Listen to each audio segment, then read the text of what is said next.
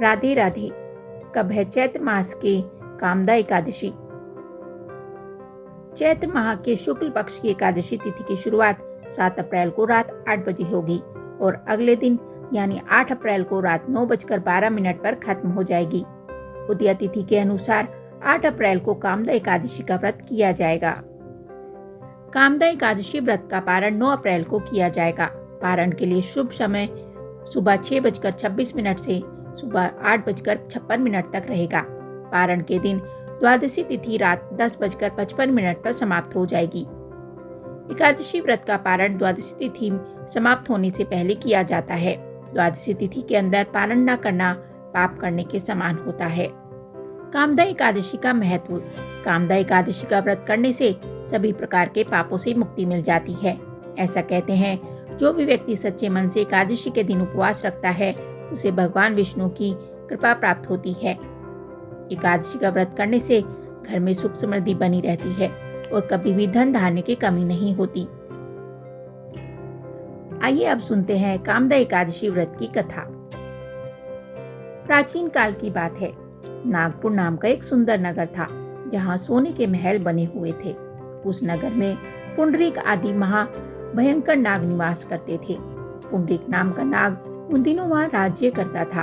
गंधर्व, किन्नर, अप्सरा भी उस नगर में रहती थी। वहाँ एक श्रेष्ठ अप्सरा थी जिसका नाम ललिता था। उसके साथ ललित नाम वाला गंधर्व भी था। वे दोनों पति पत्नी के रूप में रहते थे। वो दोनों ही परस्पर काम से पीड़ित रहा करते थे।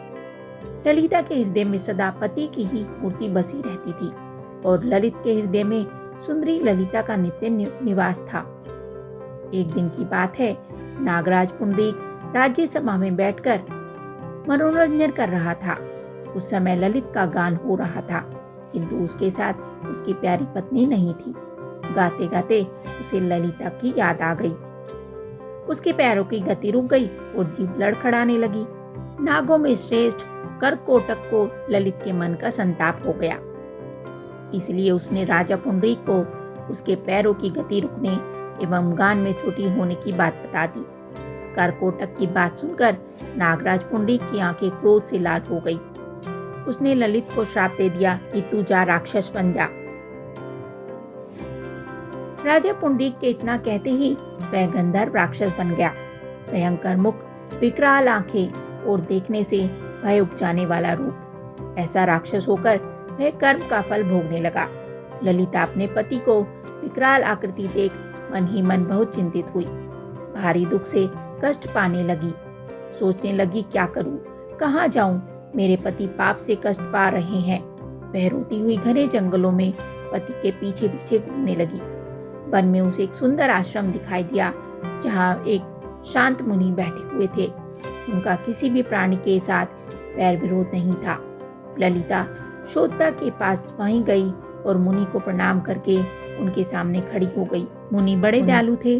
उस दुखी को देखकर वे इस प्रकार बोले, हे शुभे, तुम कौन हो, कहाँ से यहाँ आई हो, मेरे सामने सच सच बताओ। ललिता ने कहा, महामुनि, विरंध्वा नामक एक गंधर्व है। मैं उन्हीं महात्मा की पुत्री हूँ। मेरा नाम ललिता है। मेरे स्वामी अपने पाप दोष के कारण राक्षस हो गए हैं। उनकी यह अवस्था देखकर मुझे चैन नहीं है। ब्राह्मण, इस समय मेरा जो कर्तव्य हो वह बताइए। जिस पुण्य के द्वारा मेरे पति राक्षस भाव से छुटकारा पा जाएं, उसका उपदेश कीजिए।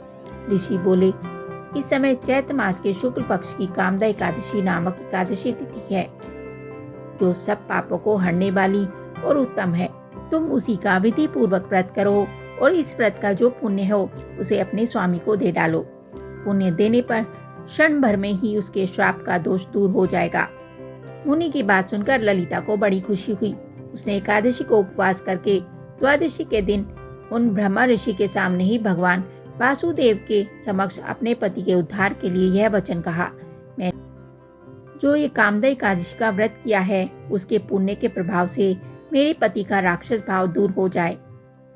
वशिष्ठ जी कहते हैं, ललिता के इतना कहते ही उसी क्षण ललित का पाप दूर हो गया। उसने दिव्य देह धारण कर लिया। राक्षस भाव चला गया और पुनः गंधर्व की प्राप्ति हुई। वे दोनों पति पत्नी कामदा के प्रभाव से पहले की अपेक्षा भी अधिक सुंदर रूप धारण करके विमान पर आरूढ़ हो अत्यंत शोभा पाने लगे।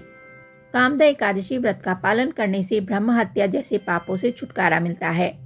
हे राजन, इसके पढ़ने और सुनने से वाजपेयी यज्ञ का फल मिलता है। बोलो श्री हरि विष्णु की जय।